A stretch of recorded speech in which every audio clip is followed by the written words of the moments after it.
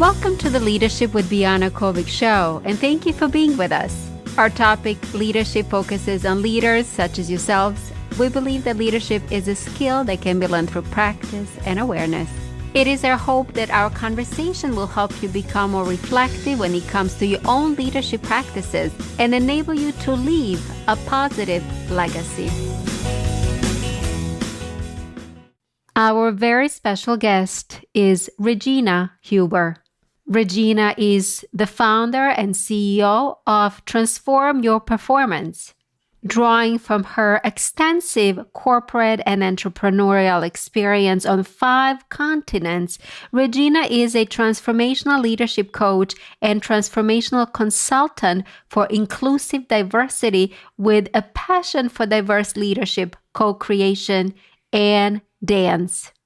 She is an international inspirational speaker, author of Speak Up, Stand Out, and Shine, and of Diversity and Inclusion Initiatives Thrive with Maximum Leadership Support, and a Conversational Intelligence CIQ Enhanced Skills practitioner. With her signature process, Powerful Leadership Transformation, PLT, Regina helps driven women to get what they want. She focuses on creating fast results for her coaching clients by emphasizing an empowering mindset, their distinct uniqueness, and a compelling, confident presence, enabling them to accelerate their careers. Regina speaks 5 languages and has over 18 years of international experience in the corporate business world Inc. management positions at BCG. She owned businesses in Argentina and Brazil. Regina is a co-chair of FWA's Executive Leaders Committee, mentor for women in tech at Galvanize, and collaborates with a number of African organizations supporting female advancement and startups. Regina, welcome to the show. Biana, hi. I'm so happy to be on your show. Thank you so much for having me. It's an honor. Regina, you're a transformational leadership coach and consultant and Transform Your Performance. Can you tell us a little bit more about your company?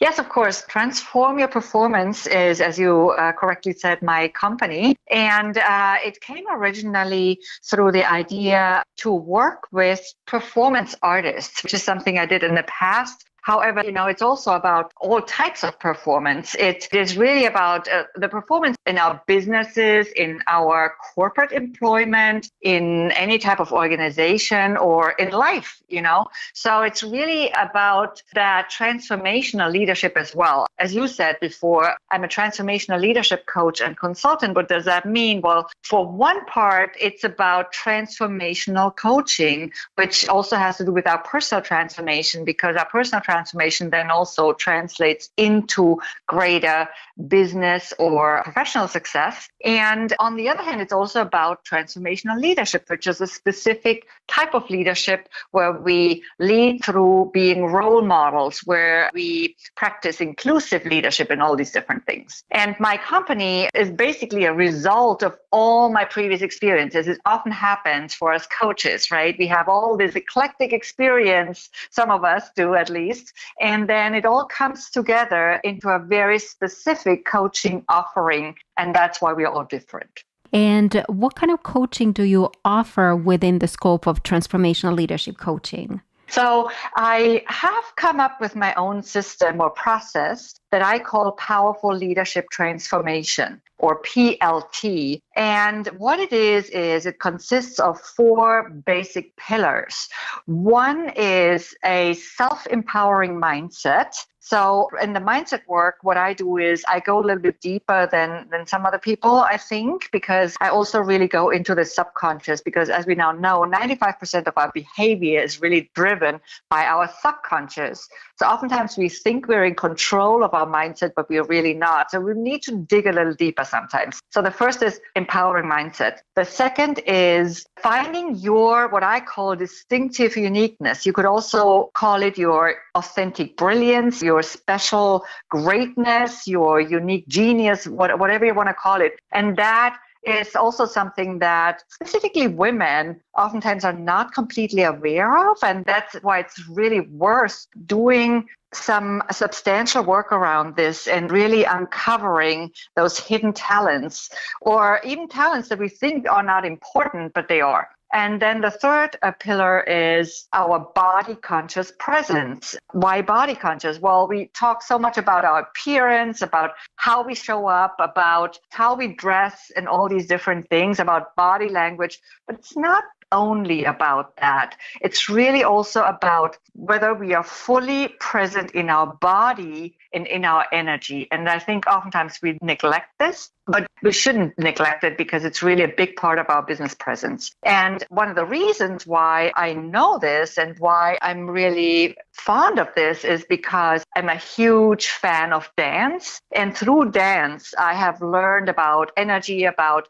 a body conscious presence, about the role our body plays in our not only posture, but our speaking presence, and also through my previous holistic studies. And then we come to the fourth pillar, which is effective action. And it's almost like a result of the above. And then together, all of these lead to a greater success, together with our specific skills, of course, because I'm assuming that we have the job specific skills or business specific skills that we need, of course. These are more like external factors, right? Mm-hmm. And then I also combine this when it's relevant. I combine it with conversational intelligence, which is another modality that is not my IP, but which I'm also certified in. And it was created by Judith Glazer and by her team Creating We. It's a very powerful tool that's very complementary to my other work. And when I took this on, I was already a huge fan of co-creation. And conversational intelligence also speaks a lot about co-creation and about building trust and navigating more successfully through conversations. Interesting that you mentioned about co-creation because a lot of people are talking about it, about laws of attraction so how does one co-create one's future if one has a lot of fears about it or doubts or who he or she is? Okay, so co-creation can have many meanings, right? We co-create with whatever you would like to call it, the universe, source, or whatever you want to call that element or the law of attraction. We do it automatically all the time. So why not do it more consciously, right? We do it without wanting to even, because it's automatic. It's not a choice really. But what is a choice is to become the observers of our thoughts and of our thought patterns and of our thinking, and therefore, after a while, of our behavior. And that's how we co-create more consciously and really co-create the results that we really want. And then there's other types of co-creation, of course, a co-creation of teams. So that's also what conversational intelligence is about.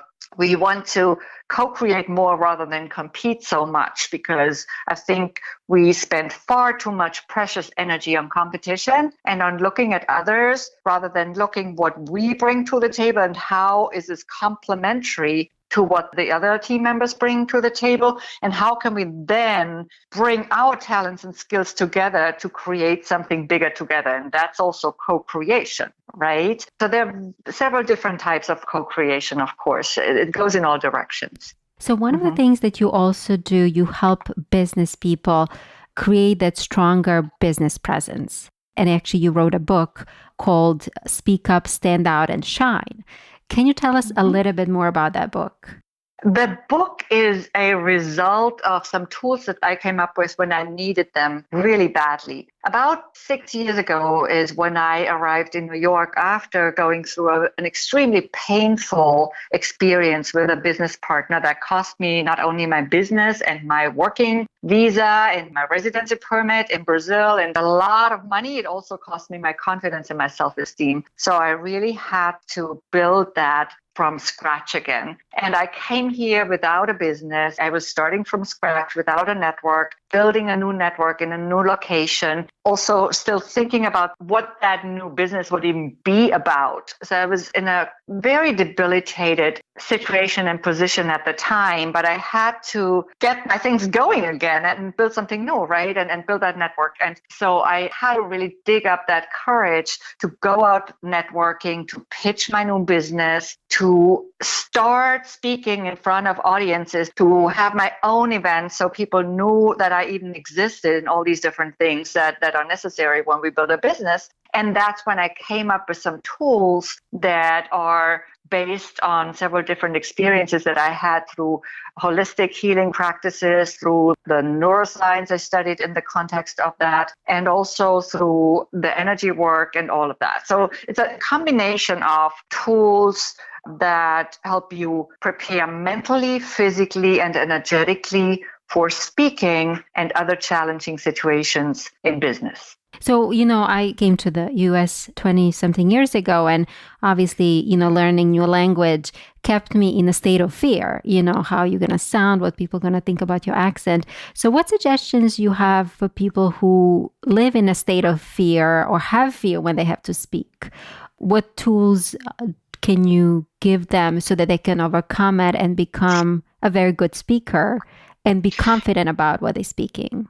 Yes, and you also mentioned the accent. So I had the exact same issue, right? I had been living in the US before, but not for a very long period of time. And I came back from speaking Spanish and Portuguese for 7 years or over 7 years, and I came back into the English speaking zone. And so I had to really pick up on my English again and really feel more secure again. So I completely understand what you're saying, Biana. And so many people are in the same situation because we have so many immigrants from other places just like us. So what I suggest is, first of all, in the book, I compiled a number of tools that help me and that have also helped my clients. So I know they work and they're simple for the most part. And I have mixed them up a little bit because I know that everybody's a little bit different. People's preferences are different. Not everybody relates so well to energy. Some people relate more to the mental preparation exercises. So I've mixed it up with visualization exercises, with mental focus exercises. And even just for mental focus, one very simple exercise is just to breathe deeply. And I know that's not the first time our listeners are hearing this, but we often forget about it. And it's really just also sometimes take a moment and focus. Most people on the show have probably also heard about Amy Cuddy, though some might not have heard about her. And she's all over YouTube and with her power posing. And because I love dance, I came up with the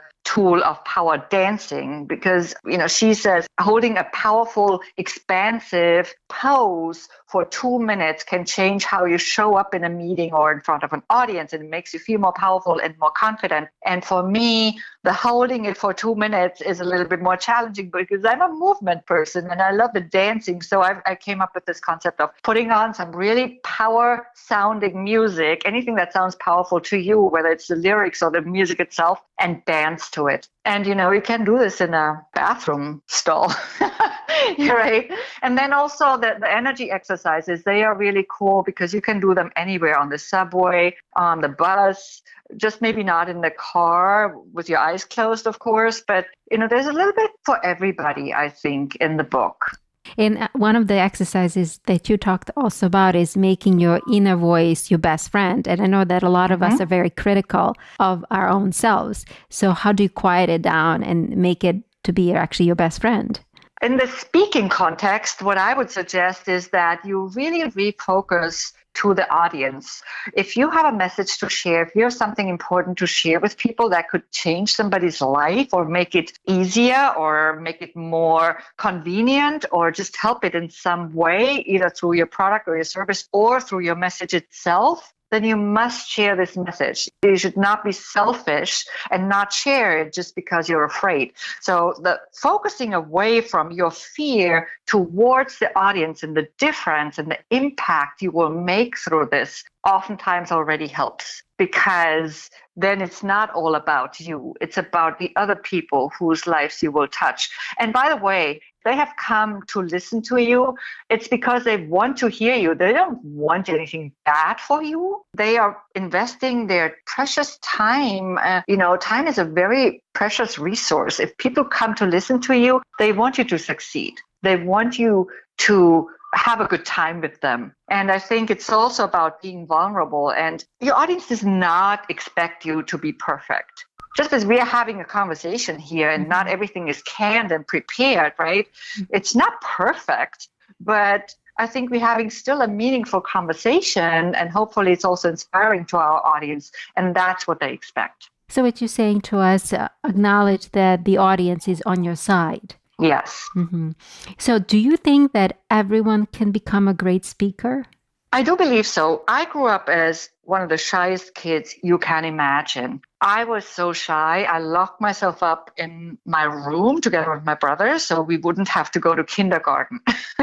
We did not like it. We didn't want to be with other kids. Mhm. I grew up in a small village. There were not a lot of kids. So there was nobody in my age group at the time, actually. And I was extremely shy, but I also at the same time was very curious. And I wanted to venture out into the world. So I had to somehow overcome that shyness over the years and build my confidence, which I did. And then, of course, it was destroyed again just a few years ago. So I had to rebuild it again with these tools and through other ways as well. I was certainly not born a speaker, and I'm also not a native speaker. I just started a few years ago. I certainly did some speaking in corporate as a trainer and in other functions, but it's not the same. It's not the same. And I definitely know that people can learn it. I know that when you trust yourself, when you practice, when you have a message to share, when you really take the time to prepare and not just prepare the content, but also prepare physically, mentally, and energetically, definitely anybody can be successful for sure. Yes. Mhm, mhm. So, I really appreciate that you have shared about your setback that you recently had. I believe you said 6 years ago. So, obviously, I've gone through setbacks. All of us experience setbacks in one way or another.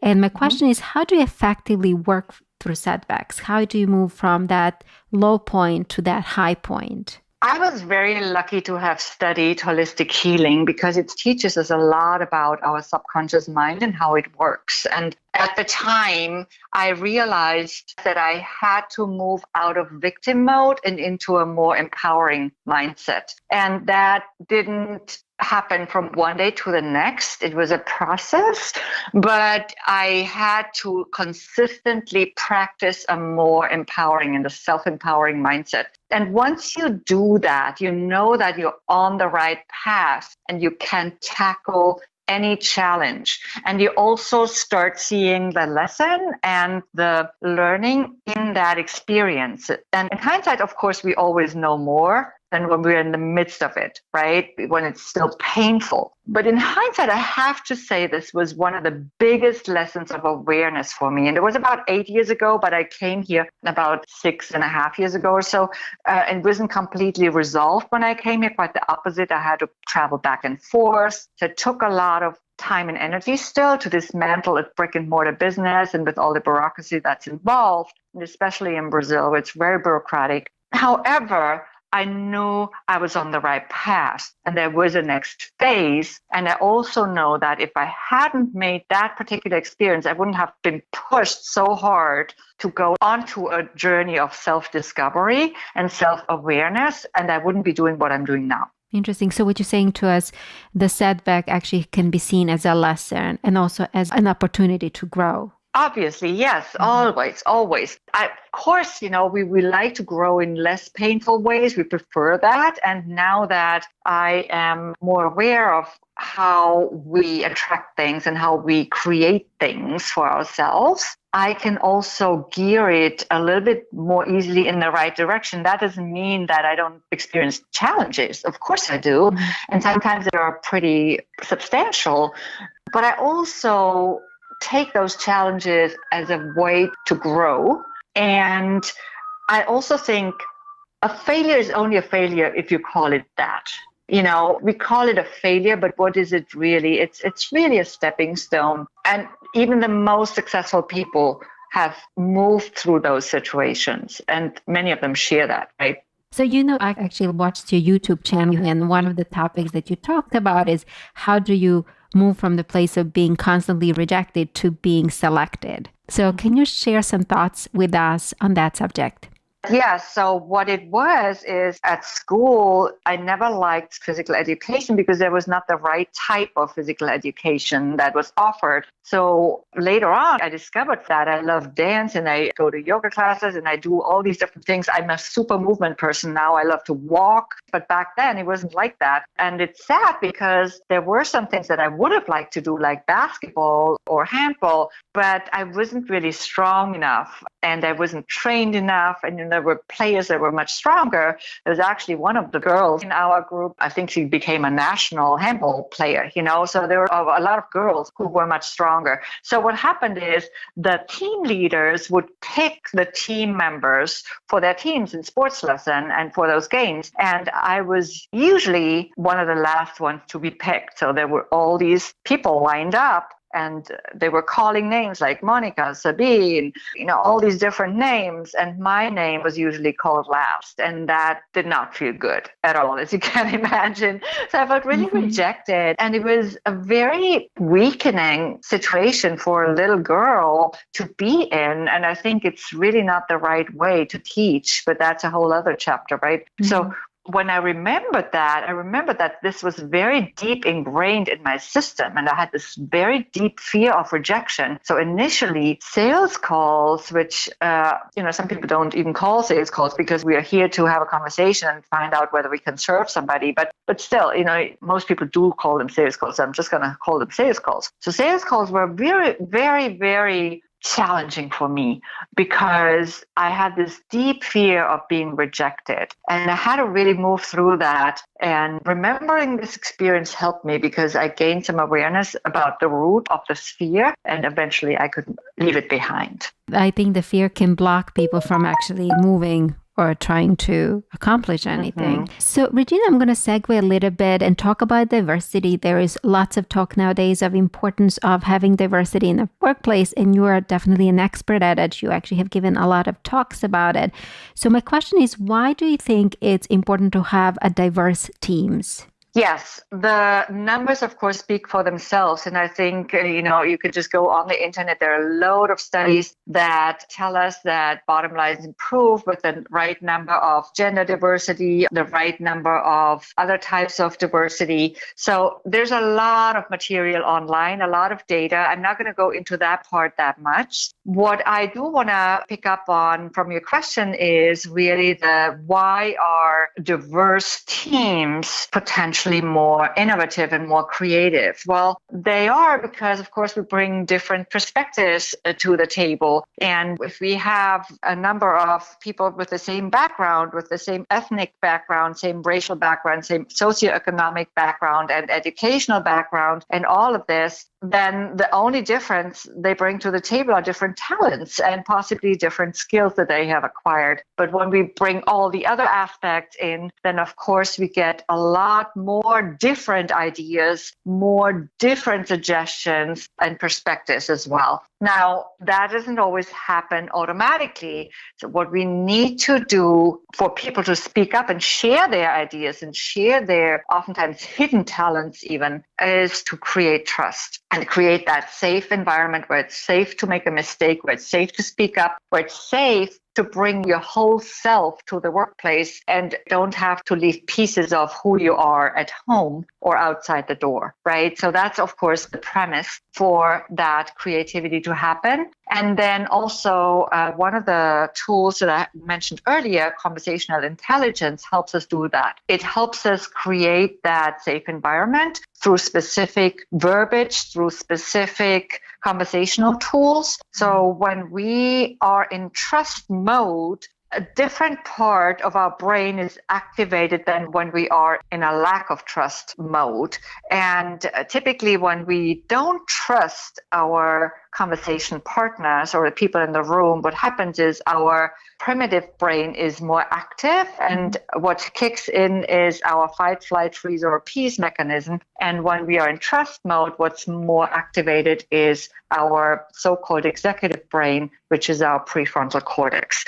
It also has to do with the different types of biochemicals that are released in those instances. And that's why this is such a powerful modality to use. At my previous organization, there were a lot of ways that executive would break the trust. They would either not ask you to share your thoughts during the meeting, or they would look at the computer when you would talk, or dismiss what you have to say.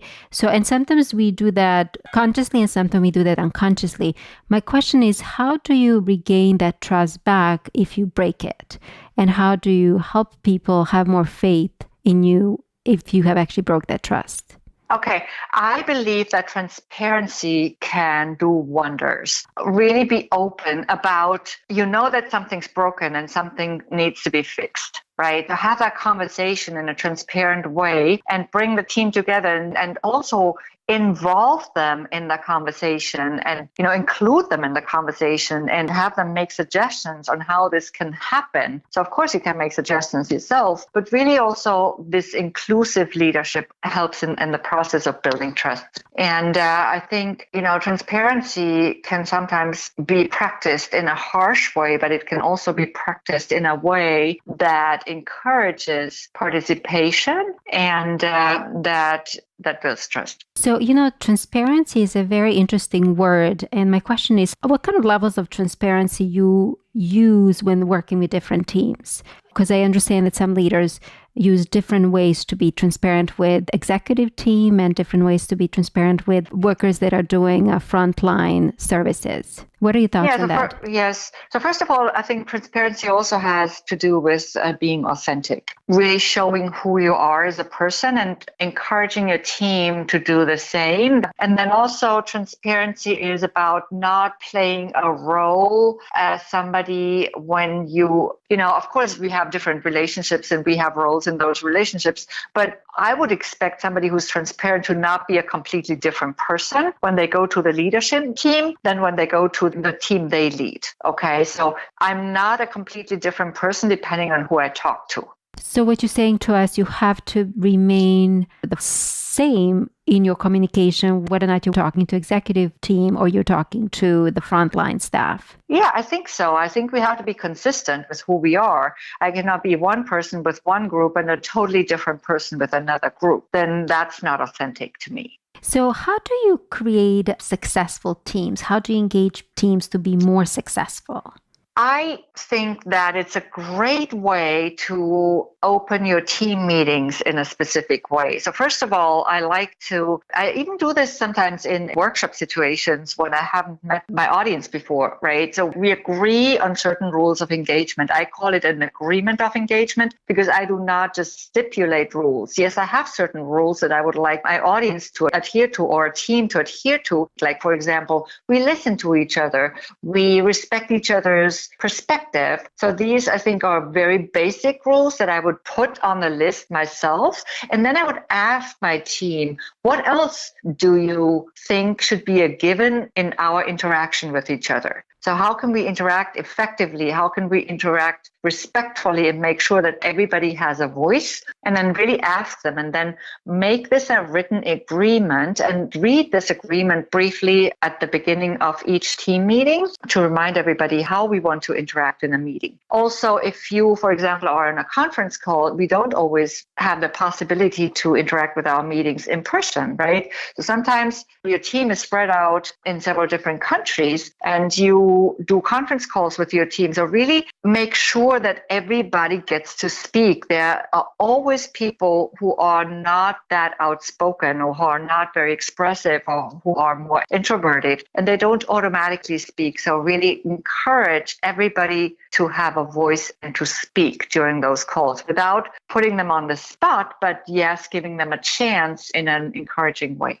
It's interesting that you mentioned, actually, I was the person that never spoke during the meetings. And, I always thought that someone else has a bigger and better ways to advise or consult. So what are your thoughts for the ones that are afraid to speak? What suggestions you have for folks that have thoughts and do want to communicate, but they fall short of doing so? Yeah, first of all, it's also about preparing. I would use some of the tools in my book because they help us. It's not just about speaking in front of an audience. It's also about speaking in a meeting. When you prepare energetically and when you feel like you can access your inner power, that also actually enhances your perceived presence and people see you more. So now you don't have to shout to have a voice, right? Because people see you more.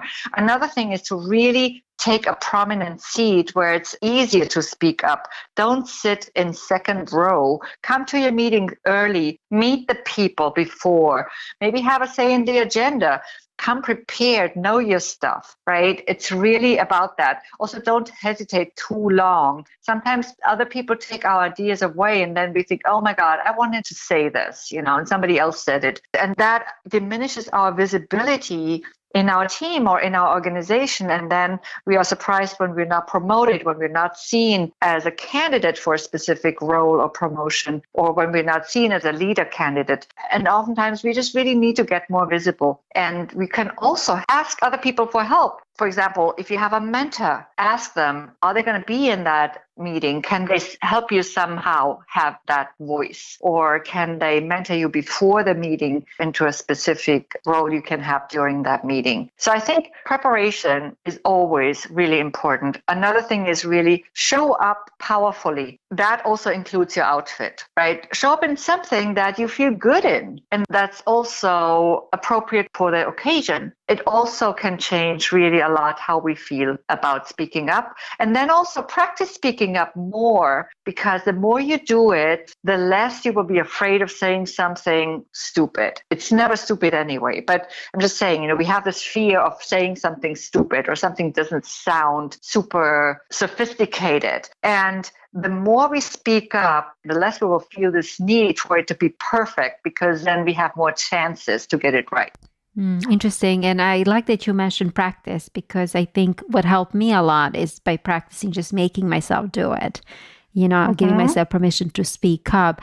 And one thing that I recognize also is that I like to blend in. And in order to actually speak up, you actually have to allow yourself to stand out. Exactly. So even in a meeting situation, it's also about speaking clearly and speaking up. That's a way of standing out already. People will listen to you much more easily when you use your voice appropriately. Right? When it's hard to hear you, they have to make an effort to hear you. So that's speaking up and standing out with your voice. But it's also really important to stand out in general. That's why I focus so much with my clients on their distinctive uniqueness. Once we are completely clear and we identify and uncover what makes us unique, it's much easier to stand out. But we have to be aware of it. We have to do this digging work, because oftentimes we think that talents or things that come easy to us are not important.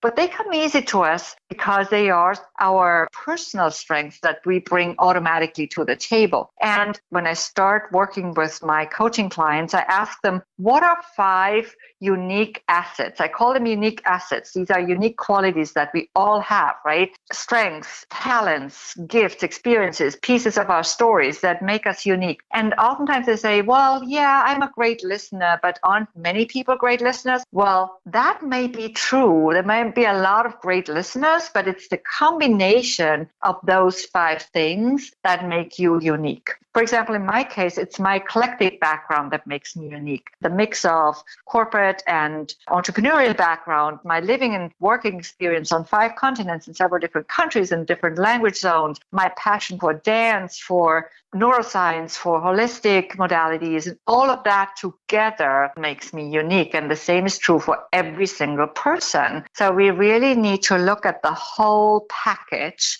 And in order to be able to do that, we first must list the individual unique strengths and pieces of our story. And once you have that in front of you written, that's when it all of a sudden makes more sense. And we say, okay, yeah, sure, I am unique. This is my distinctive uniqueness. This is my authentic brilliance. This is my genius right there, right? Mm-hmm. And then it's also that the thing that happens once we do this for ourselves, which is really awesome then, is it also becomes easier to see it in other people as well, and to not feel threatened by other people's greatness, because we know what our own greatness is. And we now see that everybody's great and genius in a different way, and it makes complete sense because we're all meant to be different. And what's so interesting to me is that actually if you're a good writer, you can connect that to the current work that you do. So you can bring those qualities and use them in your current work, right? Because they're not separated to who you are actually when you're doing a day job, right?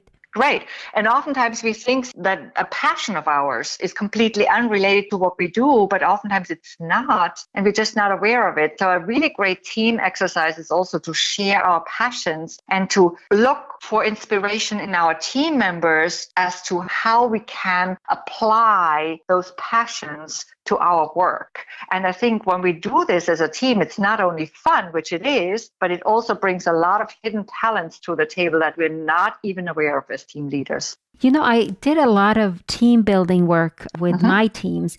And what I noticed that a lot of people were shy answering the questions such as, what do you do when you're not at work? Why do we shy away from sharing the most intimate part of ourselves? Well, I believe that some people just have been dismissed or shut down at some point, or they have been maybe ignored, or they think, oh, can I really disclose this? Should I be this intimate or private in a professional setting? Is this really appropriate? So I think we want to be just a little cautious with what questions we ask. So we could, for example, start out with icebreaker exercises. Like, for example, instead of asking a direct question about somebody's personal life, what we could do is put a series of objects on the table and ask them to pick one object from all of these objects that we put on the table and say, okay, now share with us why you picked this. So that's a great icebreaker exercise. Or maybe you ask them about some accessory that they are wearing that day, or what that means to them. Why did they pick a certain tie, a certain type of earrings or shawl or whatever it is that they are wearing that day, and what it means to them. So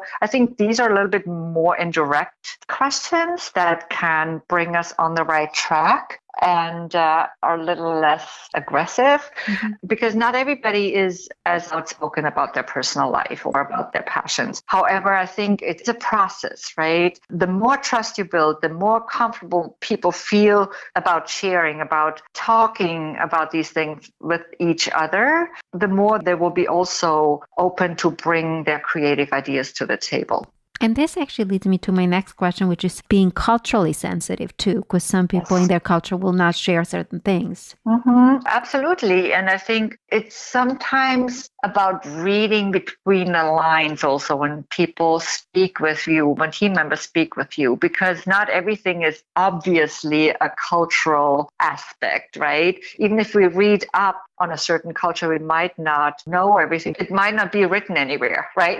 So sometimes it's just really also about being the observer and being sensitive, as you said. So sometimes we need to also ask the right questions. And we can, it's allowed to ask people the question, are you comfortable answering this question? I mean, this could even be something that helps us build trust. So I believe that with icebreakers, we can put ourselves on the right path. And then it's testing the grounds. It's talking to people one-on-one before bringing certain topics into a group. I, for example, facilitated my first 3-day workshop with women engineers in Doha, in Qatar, this year, and this is a completely new territory for me culturally because I'd never been there. Of course, New York is so multicultural that we learn a lot of things automatically, or at least when we have an interest, we do. But still, it was new territory for me, and I had to just be extra cautious and also get some feedback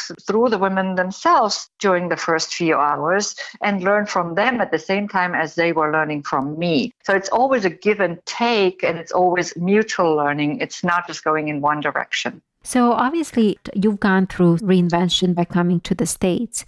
And my next question is, why do you think the reinvention or being open to reinvention is so important for a leader or any person?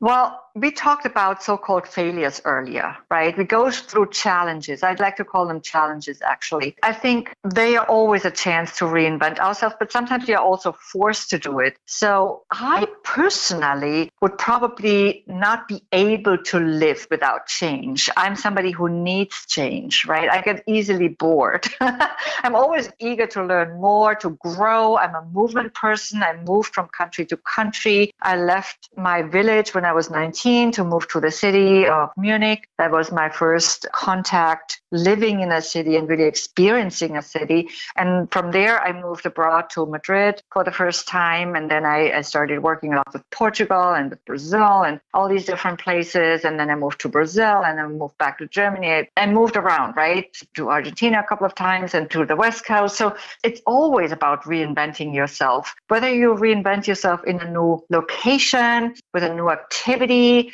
in a new role within your organization. I'm that type of person. Not everybody is as comfortable with change. And I realized that. And I'm not saying all my changes have been comfortable, not at all. Always also been challenging. But I personally am that type of, I sometimes call myself a gypsy, but it's not only about location. It's also about growth. And not everybody is the same personality. But I do believe that most people, especially when they listen to podcasts like this, are growth oriented and they want to experience growth. And that implies in itself a certain degree of reinvention. So what suggestions do you have for folks that are afraid of change? Well, you've heard it 1,000 times. Change is the only constant in life, right?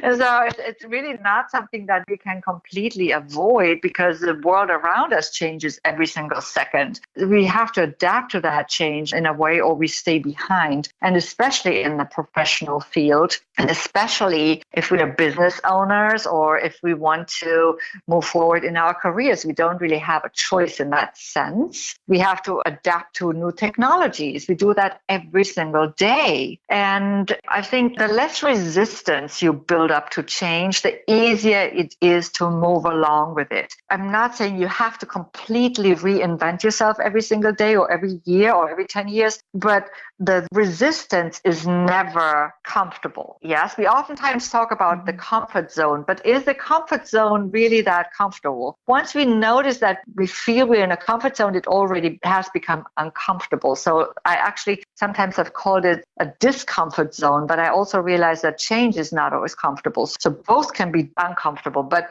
what it really is a convenience zone. So we try to stay there as long as we can sometimes because change, we don't know what's going to happen. So it's really about that uncertainty of change. And it's important to realize that we don't have to move through the entire big change at the same time. We can take one step at a time. And every single day, we take one step. And if we do that and walk on that path, always steadily moving forward and in the advancement direction, then change becomes so much easier. So what you're saying to us, it's easier if you work with the change. Yes. I also think that it's really great to have a vision. Oftentimes we are going somewhere where we are not really sure where we even headed. And that makes it harder, of course. So really take a step back and look at what do I really want to achieve for myself? Where do I see myself in a year's time or in 2 years' time? I don't think we always have to look ahead 10 years from now. That's really hard for some people. But if you can look ahead and say, okay, at the end of this year, I want to be here. And that's my vision for this year. And I'm going to write this down because we know that what we write down is easier to achieve. So we write this down, we get really clear about it, we articulate it, and then we use this as our GPS. This is where we want to go. Okay, now the next step is to set our goals because these are the stations on our way there. So if we, for example, go into our car and set our GPS to Chicago, we know that there's certain stations that we have to drive through or certain cities we have to drive through to get there. So that's what would be my way of describing the goals on our way. And of course, sometimes we have to readjust course because as we grow and as our circumstances change, our vision might need some type of adjustment. So being flexible really matters. Yes, because as we grow, our vision grows. I oftentimes take a step back and actually rewrite my vision. That's why I like to have a written vision on my computer because then I can easily adjust it. Interesting. I was going to actually ask you that. So a lot of people kind of say, I don't want to set goals because I never achieved them. I don't want to set vision because it just sets me up for a failure because I'm never going to get there. But what you're saying to us, be flexible, write it, and keep rewriting it. Absolutely. If I don't have a vision, I don't know where I'm going. And that is also a problem in terms of my subconscious. Where's my subconscious going to lead me if I don't have a vision of where I'm going, right? I believe that once we write down a vision, and actually it's not only me who believes that, many people do, and neuroscience shows us that, we change the filters of our subconscious. We let in new possibilities into our lives. We let in new resources. Different people show up in our life. So we call it synchronicity, but what we do is we change our filters, and we now also see different opportunities we might not have seen before, just because our filters have changed. And Regina, just to clarify about writing a vision, what exactly that is to you? Is it like a sentence? What is it? For me, my vision is about a page long, a little bit longer than that. You don't have to go that long, but I would say it should definitely be a half page in Word if you type it on your computer. And it's really about, what do you want your life to look like? It's not only about your job, about your business. It's really, what do I want a typical day to look like, or my life to look like, right? Where do I live? Who do I interact with in my personal life, in my professional life? What does my team look like? What type of income do I have? What type of apartment do I live in, or house do I live in? Where is that even? And how much free time do I have? So it's really an ideal situation in a way. And write it in present tense. It's as if you're playing a mental movie of something that you already have. And it's important to be very concrete and clear, because that's what our subconscious knows to play with. Our subconscious does not know the difference, and many of us have heard that before. I realize that, but it's really important to remember that. Our subconscious does not know the difference between our virtual or mental reality and between our physical or material reality. And that's why visualization exercises, once we have that vision of what we want, visualization exercises and consistent visualizing can be tremendously powerful. So again, write it and practice it by visualizing it. Yes. So you work with many leaders, and my question is, are there any traits that leader needs to have to be a truly successful leader? I believe that leaders have to a certain degree, disclose who they are. They have to show us who they authentically are. And leaders typically share their stories, because stories are inspirational. Stories also connect us with people. They create that emotional connection, right? And the most important part in a story usually is the transformation. So especially in pain stories, we experience this painful situation, but what did we learn through that situation? And that's why a lot of great leaders are also amazing storytellers. And they are inclusive. I think the most sustainably successful leaders are inclusive, especially nowadays where everybody wants a flatter organization, where people really want to have a say. Millennials and younger generations, they put a lot of weight on that, and they want to work in an organization, in a culture that's inclusive. So it's really a very highly valued trait for leaders to be inclusive. I think it's also about being, what we mentioned earlier, transparent. I think that leaders that have true fans are the ones that lead through being a role model more than through their words, although words are certainly important, but they lead through action, right? We see that their words and their actions are aligned. They don't say one thing and do another. They also are in contact with the people they lead, and they don't just lead from some type of a corner office or, somewhere where nobody ever sees them. So they are in contact with the people they lead as much as they can, and they adjust policies and other rules they have in an organization when that's required. And that can be required through certain things that happen in the marketplace, but it also can be required just because as human beings, we evolve. So what you're saying to us, a good leader, in your opinion, is in touch with others as well.